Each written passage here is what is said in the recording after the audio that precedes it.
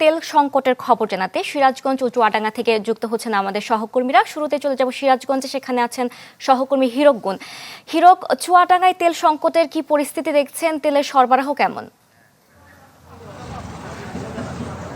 আসলে সারা দেশের যে চিত্র সেটি কিন্তু সিরাজগঞ্জে ভিন্ন চিত্র রয়েছে, কারণ সিরাজগঞ্জে যে পেট্রোল পাম্পগুলোতে কিন্তু জ্বালানি তেলের একটি সরবরাহ রয়েছে এবং সিরাজগঞ্জে কিন্তু ফুয়েল কার্ডের মাধ্যমে জ্বালানি তেল কিন্তু বিক্রি শুরু হয়েছে, যে কারণে যারা গ্রাহক তাদের কিন্তু অনেকটাই ভোগান্তি কম হচ্ছে, কারণ তারা এই ফুয়েল কার্ড নিয়ে পেট্রোল পাম্পে এসে তাদের যে নির্ধারিত করে দেওয়া আছে সেই পেট্রোল এবং অকটেন তারা কিন্তু নিচ্ছে। আমরা শহরের একটি পার্কিং স্টেশনে রয়েছে, আমরা দেখেছি যে ভোর থেকেই কিন্তু যারা গ্রাহক তারাই তাদের যে ফুয়েল কার্ড নিয়ে এসে তাদের নির্ধারিত যে পেট্রোল এবং অকটেন তারা কিন্তু সেটি সংগ্রহ করছে, যে কারণে গত কিছুদিন আগে পেট্রোল পাম্পগুলোতে যে দীর্ঘ লাইন থাকতো, মানুষের যে ভোগান্তি থাকতো, সেটি কিন্তু অনেকটাই কম রয়েছে। কারণ 1 এপ্রিল থেকে সিরাজগঞ্জের প্রতিটি উপজেলা এবং জেলা শহরে ফুয়েল কার্ড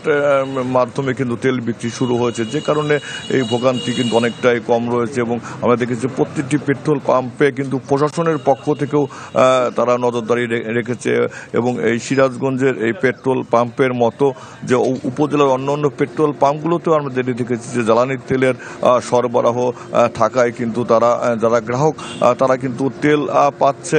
এবং আগে আমরা যেটি দেখেছি যে পেট্রোল পাম্পগুলোতে যে দীর্ঘ লাইন থাকতো, মানুষ এসে ফিরে যেত, এখন কিন্তু সেটি হচ্ছে না, কারণ এই ফুয়েল কার্ডের যেটি সুফল সেটি কিন্তু গ্রাহকরা পাচ্ছে। যদি আপনারা দেখতে পাচ্ছেন যে গ্রাহকরা কিন্তু এই ফুয়েল কার্ড নিয়ে এসে প্রতিটি পেট্রোল পাম্পে তাদের নির্ধারণ করা রয়েছে যে পরিমাণে তেল, তারা কিন্তু সেটি সংগ্রহ করছে, যে কারণে দেশের অন্য অন্য জেলায় যেটি ভোগান্তি থাকলেও কিন্তু সিরাজগঞ্জের চিত্র অনেকটাই ভিন্ন, কারণ সিরাজগঞ্জে জ্বালানি তেলের সরবরাহ রয়েছে এবং বাগাবাড়ি ওয়েল ডিপো থেকেও কিন্তু জ্বালানি তেল প্রতিটি পেট্রোল পাম্পে সরবরাহ করা হচ্ছে এবং গ্রাহকরা তাদের ফুয়েল কার্ড নিয়ে এসে কিন্তু পেট্রোল অকটেন সংগ্রহ করছে। বুশরা।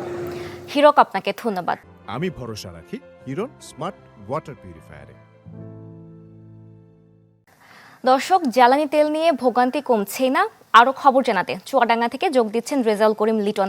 লিটন, যানবাহনের সংখ্যা কেমন দেখছেন পেট্রোল পাম্পগুলোতে? সবাই কি ঠিকমতো তেল পাচ্ছেন কিনা আমাদের জানাবেন।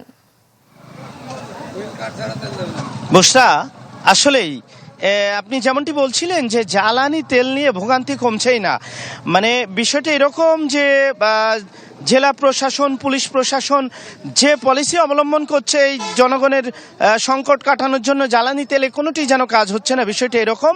আমি এই পাম্পে সকালে এসে দেখি ভোরে এখানে কৃষকদের লম্বা লাইন এবং গাড়িরও লম্বা লাইন। আপনাকে একটু দেখাই আমি, আপনি দেখবেন যে এখানে তেল দেওয়া শুরু হলো এই মাত্র এই পাম্পে। পিছনে এই পাশেই অনেক গাড়ির লাইন রয়েছে, আবার আপনার এই পাশেও এবং পিছনে কৃষকদের লাইন।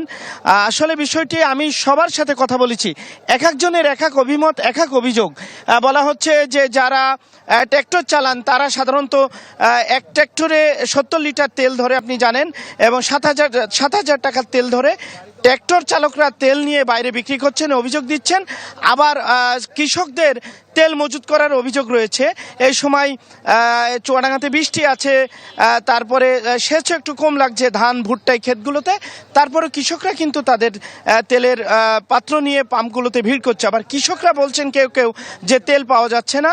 জেলা প্রশাসনের পক্ষ থেকে কৃষি কার্ড করে দেওয়া হয়েছে, ট্যাগ অফিসার আসে, কৃষি কর্মকর্তার মাধ্যমে তেল দেওয়া হচ্ছে, তারপরেও কৃষকরা বলছেন যে তারা তেল পাচ্ছেন না।